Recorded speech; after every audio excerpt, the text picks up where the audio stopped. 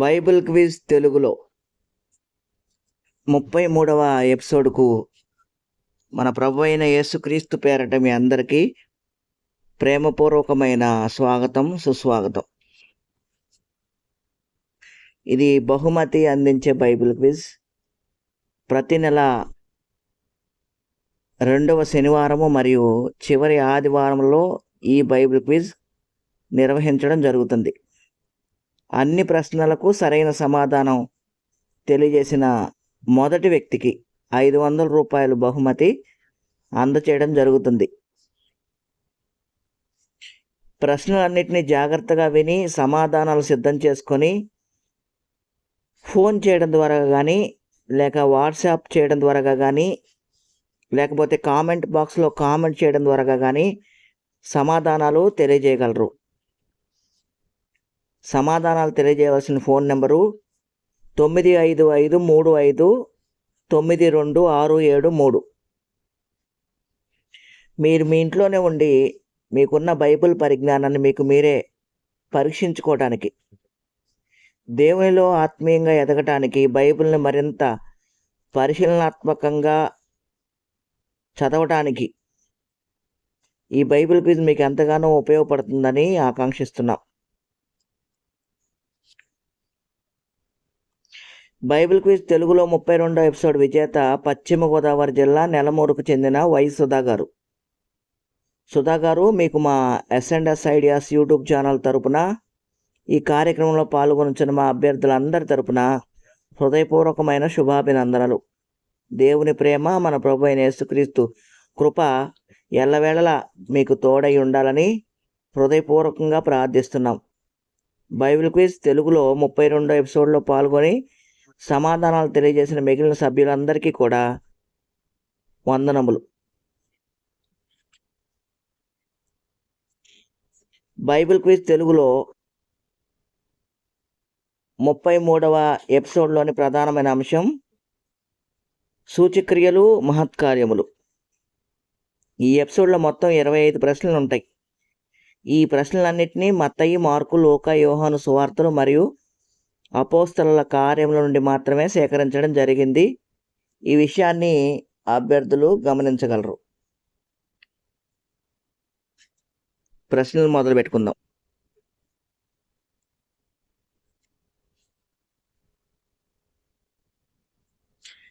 మొదటి ప్రశ్న, ఏ సూచక్రియ చేస్తున్న సందర్భంలో యేసు, కుమారి నీ విశ్వాసము నిన్ను స్వస్థపరిచెను, సమాధానము గలదానవై పొమ్ము అని చెప్పాడు?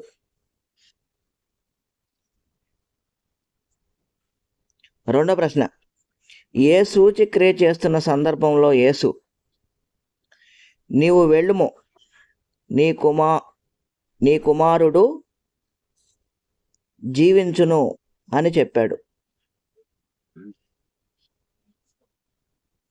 మూడో ప్రశ్న, ఏ సూచక్రియ చేస్తున్న సందర్భంలో యేసు స్వస్థపడగోరుచున్నావా అని అడిగాడు?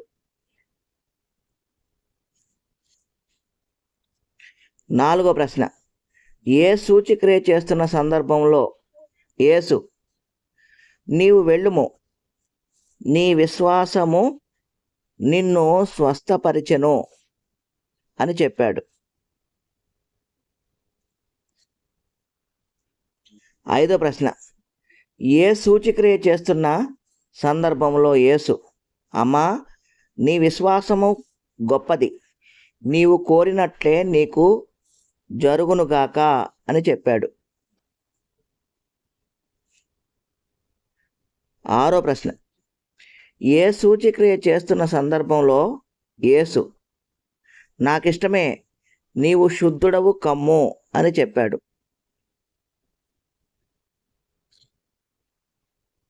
ఏడో ప్రశ్న, ఏ సూచక్రియ చేస్తున్న సందర్భంలో యేసు నీవు లేచి నీ పరుపెత్తుకొని నడువుము అని చెప్పాడు?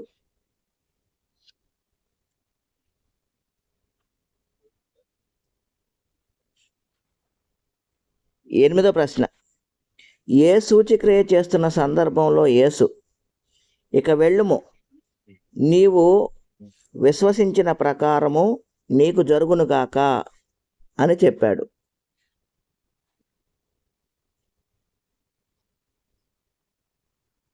తొమ్మిదో ప్రశ్న, ఏ సూచక్రియ చేస్తున్న సందర్భంలో యేసు నీవు లేచి నీ మంచమెత్తుకొని నీ ఇంటికి వెళ్ళుము అని చెప్పాడు.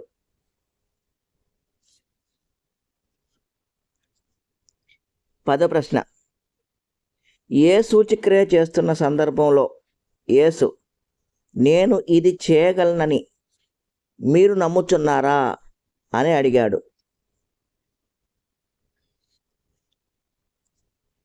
11వ ప్రశ్న, ఏ సూచక్రియ చేయుటకు వెళ్ళుచున్న సందర్భంలో యేసు భయపడకుము, నమ్మిక మాత్రము ఉంచుము, ఆమె స్వస్థపరచబడును అని చెప్పాడు.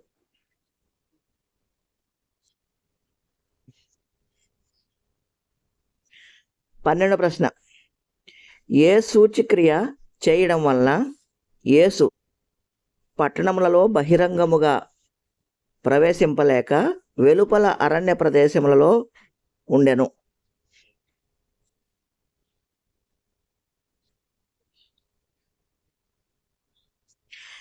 13వ ప్రశ్నలోకి వెళ్ళబోయే ముందు ఈ వీడియో చూస్తున్న అభ్యర్థులందరికీ చిన్న మనవి, దయచేసి మా ఛానల్ని సబ్స్క్రైబ్ చేసుకోండి.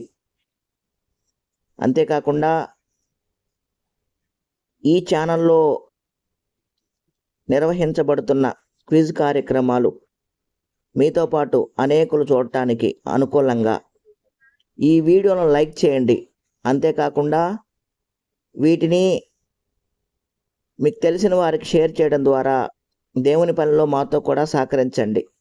మరియు ఈ వీడియోలపై మీ విలువైన అభిప్రాయాలను తెలియజేసి దేవుని పనిలో మరింత మెరుగ్గా మేము పనిచేయటానికి మాకు సహకరించండి. 13వ ప్రశ్న, ఏ సూచక్రియ చేయడం వలన పరిసయ్యులు హేరోదీయులతో కలుసుకొని ఆయనను ఎలాగూ సంహరించదమా అని యేసుకు విరోధముగా ఆలోచన చేశారు.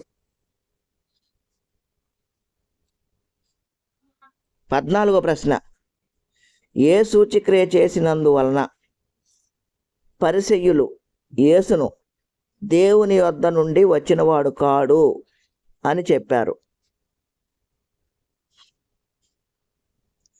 15వ ప్రశ్న, ఏ సూచక్రియ చేసిన సందర్భంలో యేసు మీరు అతని కట్లు విప్పి అతనిని పోనీయుడి అని చెప్పాడు.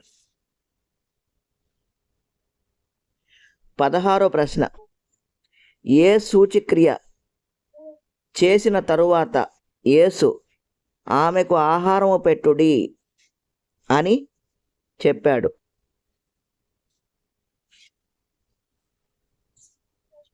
17వ ప్రశ్న, ఏ సూచక్రియ జరిగిన సందర్భంలో పౌలు మీరు తొందరపడకుడి, అతని ప్రాణము అతనిలోనే ఉన్నది అని చెప్పాడు. 18వ ప్రశ్న, ఏ సూచక్రియ చేస్తున్న సందర్భంలో పేతురు నీవు లేచి నీ పరుపు నీవే పరుచుకొనుము అని చెప్పాడు. 19వ ప్రశ్న, ఏ సూచక్రియ చేసినప్పుడు యేసు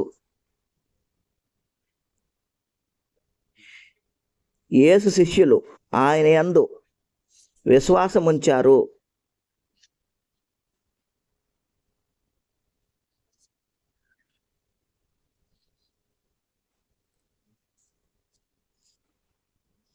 20వ ప్రశ్న, ఏ సూచక్రియ చేసేందుకు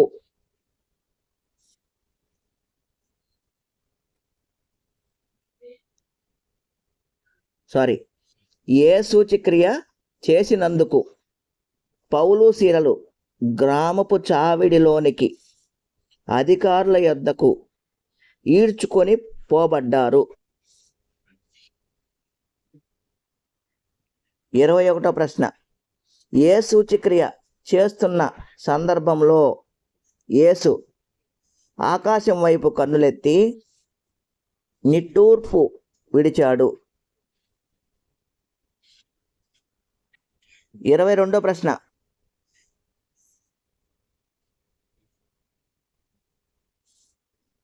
ఏ సూచక్రియను తాను మృతులలో నుండి లేచేంత వరకు ఎవరితోనూ చెప్పవద్దని యేసు తన శిష్యులకు ఆజ్ఞాపించాడు? 23వ ప్రశ్న, ఏ సూచక్రియను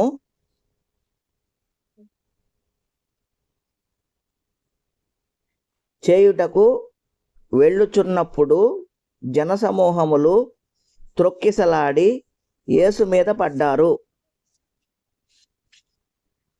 24వ ప్రశ్న, ఏ సూచక్రియను పేతురు నిజముగా జరిగినదని గ్రహింపక తనకు దర్శనము కలుగుచున్నదని తలంచాడు? 25వ ప్రశ్న, ఏ సూచక్రియ